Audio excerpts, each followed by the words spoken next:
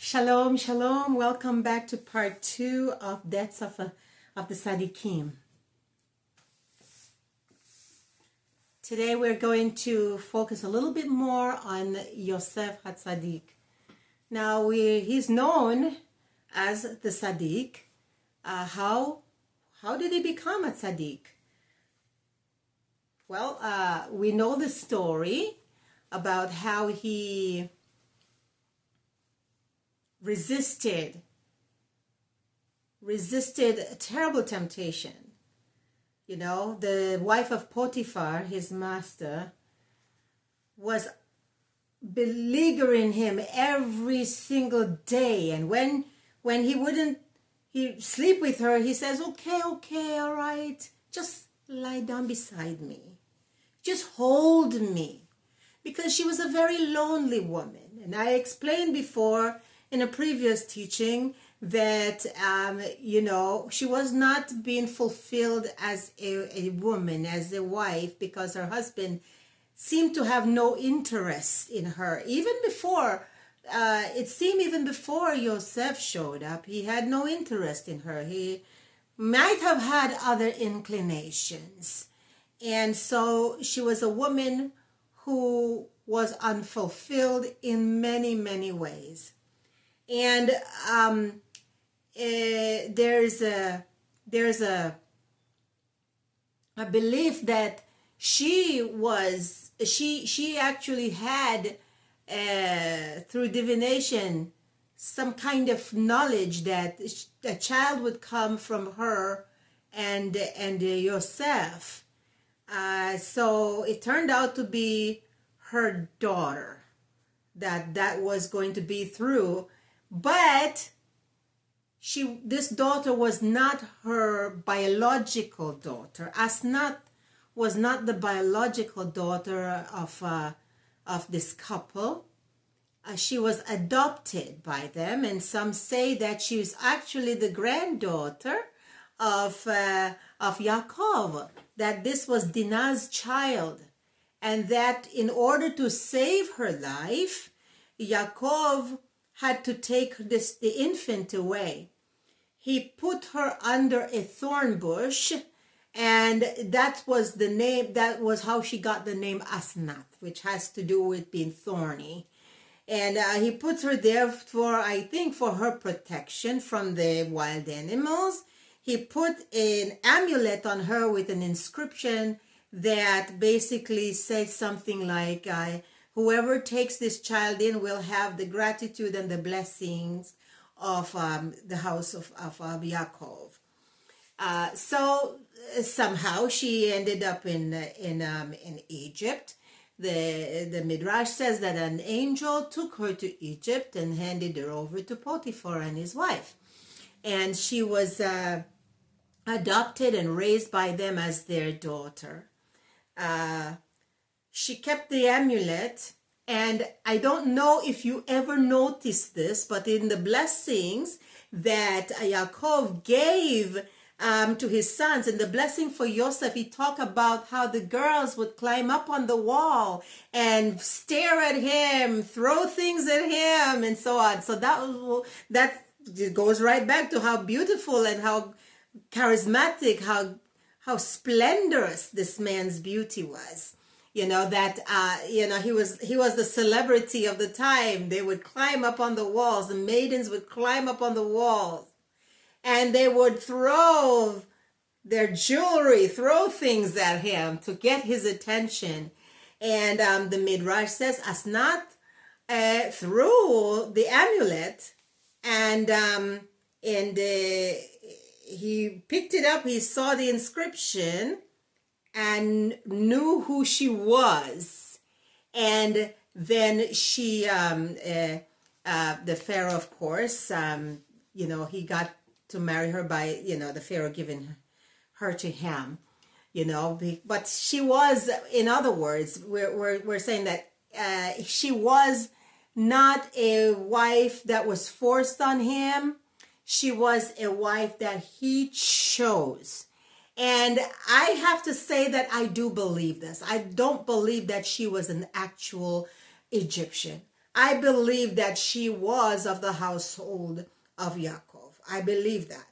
And the reason why I believe it is because Hashem does not leave these things up to chance. He didn't leave it up to chance when the servant went to choose a bride for Yitzchak. Okay? He didn't leave it up to chance.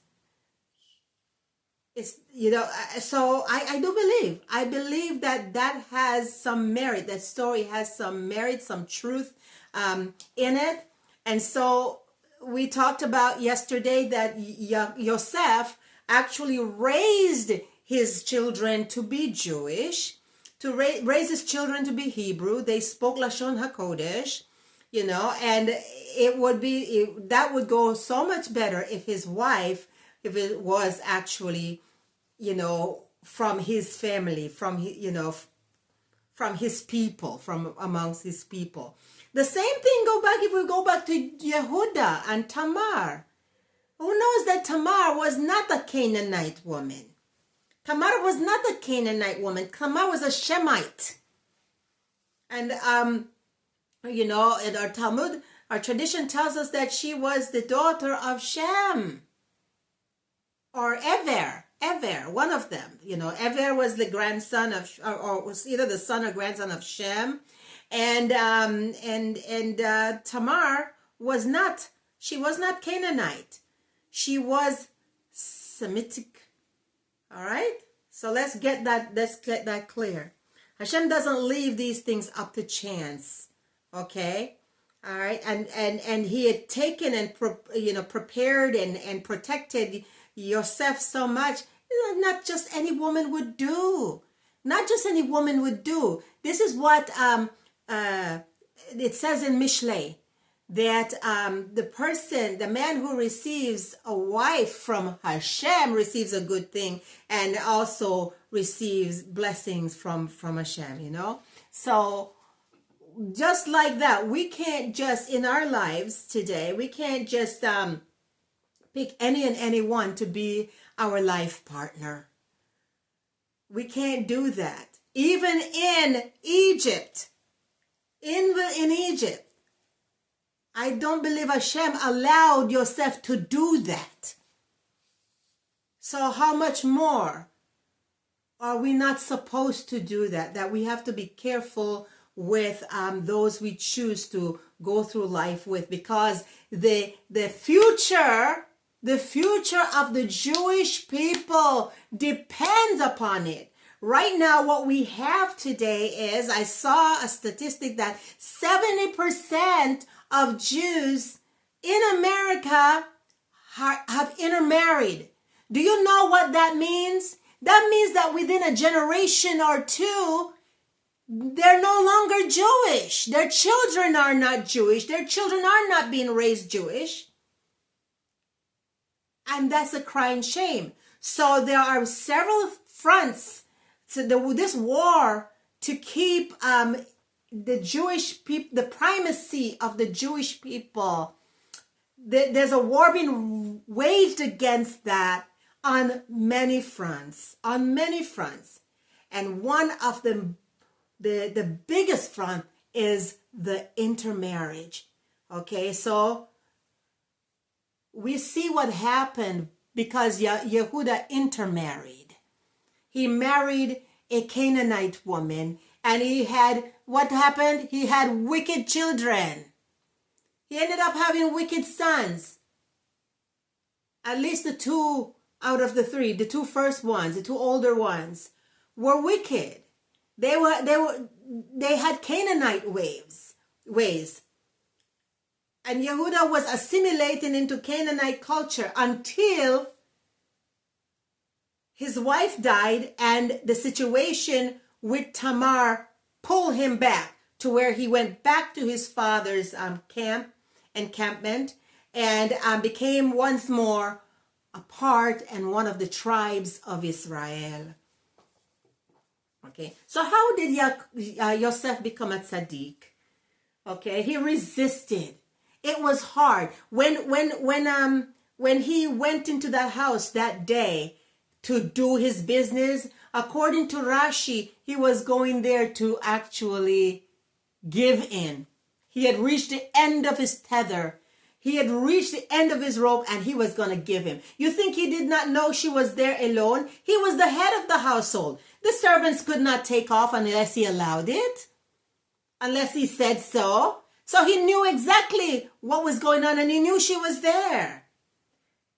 And so the sages and the commentators, some of them say that he actually went in and he was going to give in. He was going to give in. But then he saw a vision of his father and was able to drum up the strength to resist, to pull away, to run away, leaving his garment with her. And by garment, I take that to mean whatever covered his private areas. So now she has something to say, oh, look, he came to have his way with me, and this is what happened. But he resisted, and he ended up in prison. It could have been death. It could have been so much worse, But from that, he merited being, known as the Tzaddik. So for us today, we have this benchmark. We have this standard that about, to know how we can become Tzaddikim. How we can become Tzaddikim. Are we willing to overpower and conquer our Yetzer Hara and nourish our Yetzer Hatov? Are we willing to do that? Are we willing to be like Yosef? I say, no matter what, I cannot do this evil thing. I cannot do this wicked thing. And I believe that a lot of people have connected with that, and really it touches people, because my most listened to song is How Could I Expect Anything Less, which is basically the story of Yosef. People want to do the right thing. They want to do the right thing, and hopefully, many people would like to think that hopefully, if they're faced with the situation, with similar situation, they would choose the upright path. They would choose the right way. They would do what's right, instead of giving in and allowing their lower nature to dominate. Now, when Yaakov was about to die, getting close to death, I don't know what signs he had that he was going to die. It was coming close at that time. His death was coming close. But it says Yaakov lived in Egypt 17 years, and skipping on, the time approached for Israel to die. So he called for his son, for Yosef, and said to him, please, if I have found favor in your eyes, please place your hand under my thigh and do kindness and truth with me. Please do not bury me in Egypt, for I will lie down with my fathers, and you shall transport me out of Egypt and bury me in their tomb. Okay, so my question is, why did Yaakov had Yosef make this vow, make this neder? Why Yosef? I mean, he could have simply say, okay, when I die, please make sure your brothers take my body out to be buried. Why did it have to be Yosef? Yosef could have gotten the permission for his brothers to take his father's body away and have it interred in the cave of Machpelah. Yosef didn't have to be there. This is an important man with a lot of responsibilities and a lot of honor, and his father is begging him and says, you have to be the one. It's as if he's saying, you have to be the one. Why? And that's a big question. And I believe that the secret all lies in the meaning of Yosef's name, which means to gather, to add, to increase. And so something about the merit that was in his name was necessary for the Geulah. In a way, we can see Yaakov's body being returned to the land of Canaan. It's like a redemption. It's like a redemption. Okay? So now, he fulfilled his part. He took his father's body. The Egyptian, a whole retinue of Egyptians and so on, accompanied him. They're mourning for Yaakov and so on. And then they go back. They go back to Egypt. Then time passed. Time passed, and Yosef now did the same thing with his brother. This translation says he adjured his brothers, but in the Hebrew, it's the word for oath. It's the word like for oath. He had them take an oath, basically, that they would carry his bones up, carry his body up from Egypt when they were leaving, as a people, when they were leaving. Once again, why? Why did they have to do that? Why wait until then? Because of the merit in Yosef's name. Because the Geulah is not possible, would not have been possible without Yehudah. You understand? The Geulah, the redemption, was not possible at that time without Yosef. And I don't know what it means for us today who are awaiting the Messiah. I don't know what that means. But I know for then, both for Yaakov to be gathered to his forefathers and Israel to return to the land, the redemption would not have been possible without Yosef being involved in some way, shape, or form. And it was the same thing. We can go back even further to when they were in Padan Aram. Okay, it was not until the birth of Yosef that Yaakov's time was up and he was free. He was free to leave Lavan. He was free to leave this crooked uncle. Because Yosef spells freedom. Yosef represents deliverance and freedom and prosperity and increase. That's what he represented. So that's why he had to have been the one. He could not delegate it. He had to have been the one to do so.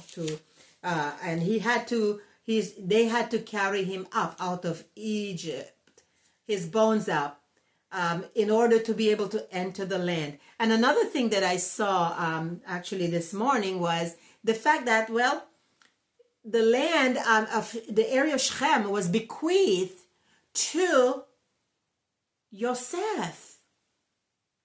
And why is that important?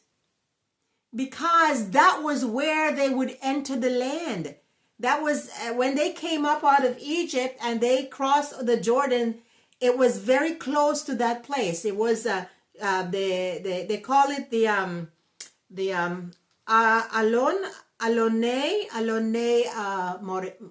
Malone More. That was the place where Abraham first No, that was a place where Hashem appeared to Abraham and says, this is the land that I'm going to give to your descendants. This is the place. Remember, Hashem said to him when he was in his own country, he says, leave this place, leave your father's house, your family, your native land, your birthplace, and go to a land that I will show you. So he traveled, he came to, not knowing his exact destination, he came into the land of Canaan, and he traveled south, and he came to Alone More, and where he set up camp, and that's where Hashem appeared to him, which is so wonderful because More means teacher, but More also has to do with seeing or vision. So Hashem literally took him to the place of vision, a place of seeing, a place of learning and understanding, to show him this is the place. This is the place.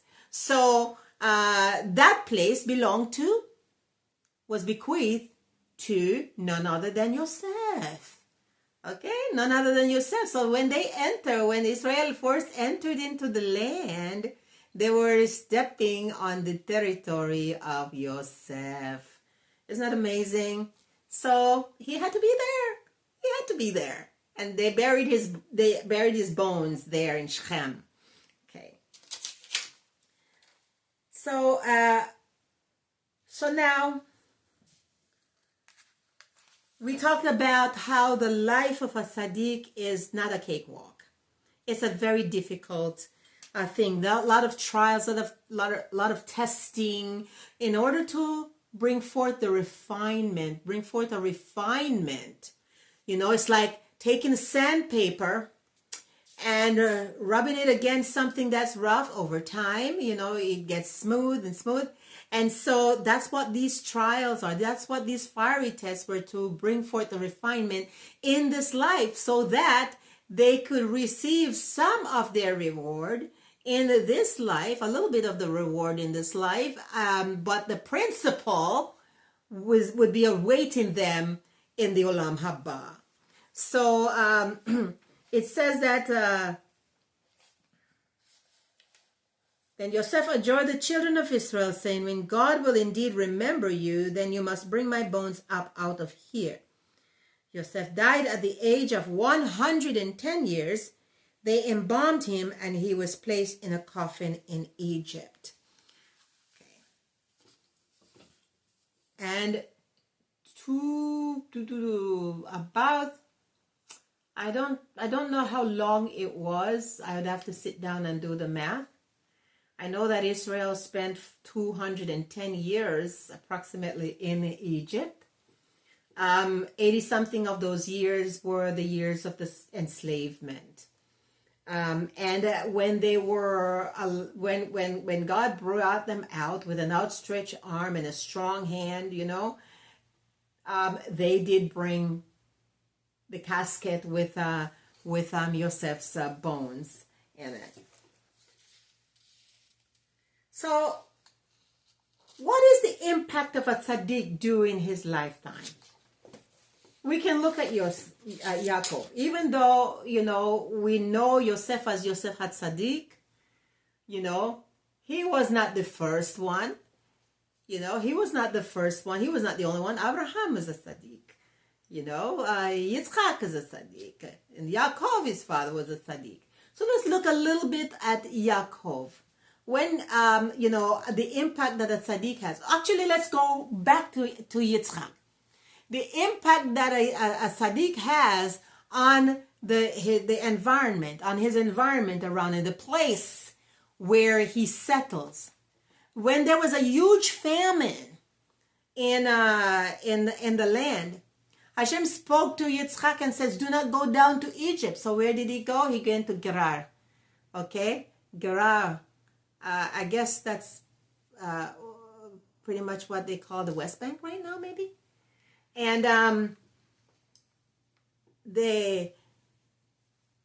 he says he lived a long time there. He was pretending that his wife was just his sister and so on. And we know how that turned out. But the Torah tells us something very interesting. It says, he sowed seeds, he sowed crops, and he reaped 100-fold what he had sown in a time of famine. In a time of famine. There's a deep teaching there that I won't get into right now. But what I'm saying is that, look, there's the Tzaddik is in this place, and his crops are flourishing, and other people are benefiting. And then he goes and he begins to dig wells. And the people are benefiting from all of that. And then what happens after they drove him out? He went to Beersheba, and all of a sudden you have Avimelech, the king, and his Fichol, his general, come to make a treaty with Yitzchak. What happened? Because the waters dried up from the wells that they confiscated and claimed from Yitzchak, said that the water belonged to them. All the water dried up. When the tzaddik left, as long as he was there in the land, as long as he was there, the water was flowing, no problem. But as soon as he left, the water dried up. Okay? Now look at Yaakov. What happened with Yaakov? When he went to Padan Aram, he met Rachel, taking care of a few sheep that her father had. She was a shepherdess, taking care of a few sheep. And then what happened when he took over? Lavan began to prosper. Not only that, as far as we know, up until that point, Lavan only had daughters. He only had daughters. But by the end of the time that Yaakov was there, Lavan also had sons. Those were some of the blessings that came into his life because of Yaakov HaTzadik was there in that place. Okay. When Yaakov came to Egypt, 2 years into the famine, the Torah tells us that after he met with the Pharaoh, before he left the Pharaoh's presence, he blessed the Pharaoh. Now what happened? Our sages tell us that the famine ended. That the famine ended. The famine ended. Because of the presence of the Tzaddik. Because of the presence of the Tzaddik. Okay? And now we have his son, Yosef, who carried on, who somehow continued that line of, the Tzaddikim. Now it's his time to die. But what was the impact that Yosef had on Egypt? God used him to save Egypt. And that's the thing that we have to understand about the Tzaddikim. That when they're in a place, that place is guarded, that place is protected. We see it over and over and over again, and even in modern times. I remember hearing a story about a tzaddik in Eretz Yisrael that lived, I think, was it Bnei Barak? He lived someplace in Israel, and people were afraid of rockets and so on, missiles coming from the Palestinians and so forth, and he said don't worry, there won't be any of that here. None of it will land here. And throughout his lifetime, they had no rockets or missiles that landed in that area. But then he passed away. And very soon after that, they got hit. The Tzaddik, we have to understand that they provide protection because the Tzaddik is also the Torah scholars. They are Torah scholars.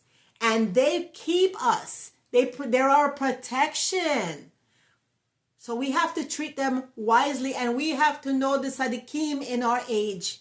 We have to know the Tzaddikim in our times. And we have to make sure that we take care of them.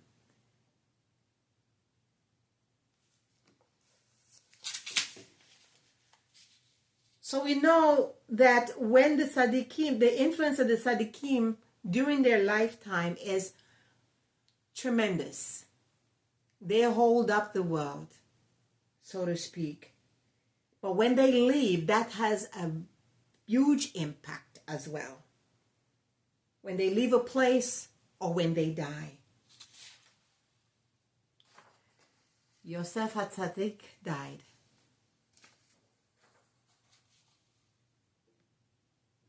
But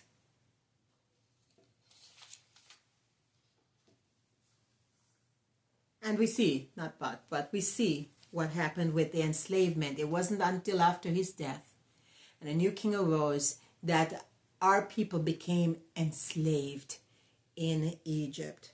Now I want to take you back to verse 22 of chapter 50. Joseph dwelt in Egypt, he and his father's household, and Joseph lived 110 years. Joseph saw 3 generations through Ephraim. Even the sons of Machir, son of Manasseh, were raised on Joseph's knees.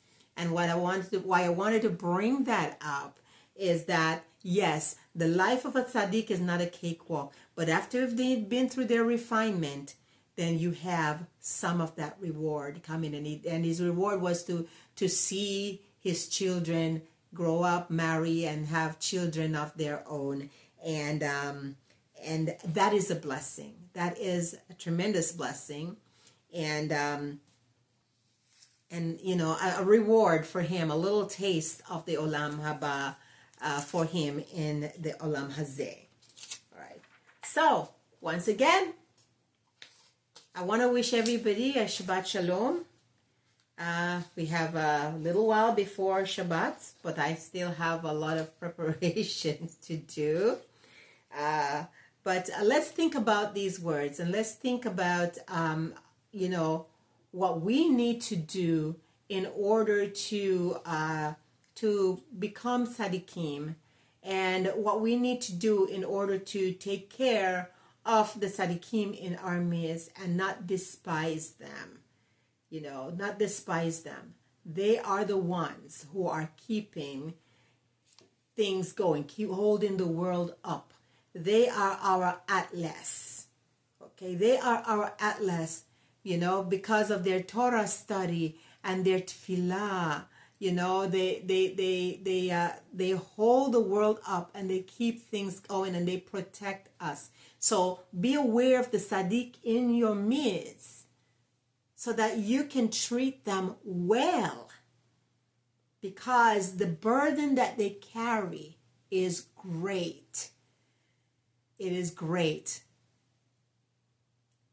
So, Baruch Hashem, we have come to the end of the book of Bereshit, and we say Chazak, Chazak, V'nit Chazek, and we will be entering very soon into the new book of Shemot and into the period known as the Shovavim.